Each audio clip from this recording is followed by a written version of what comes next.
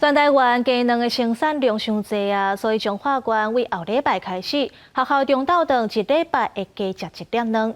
本地是提供农场的卵，却因为食安的问题，拢要改做细选卵。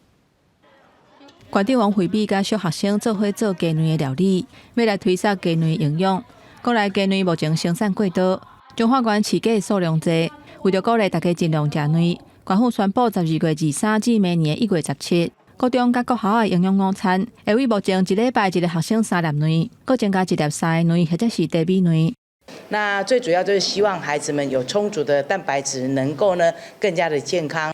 是这去德东国小的中央厨房，营养师准备甲鸡卵饼送入去烘箱。伊赞成每一班拢增加鸡卵，毋过进前敢若提供牧场的卵，惊会有鸟仔屎等等污染的物件，较会有食安的问题。向县府甲厂商反映了后，即卖会改做提供细选卵。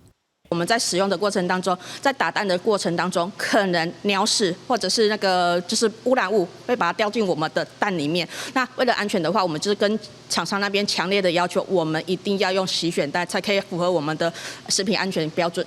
中华饲卵鸡的农民陈秋迪表示，今年差不多拢无禽流感的疫情，全国饲鸡的数量甲每一天鸡卵生产的量是拢创下新高，产量过多煞消袂去。中华县营养午餐增加食鸡卵的措施，伊认为应该扩大到全国。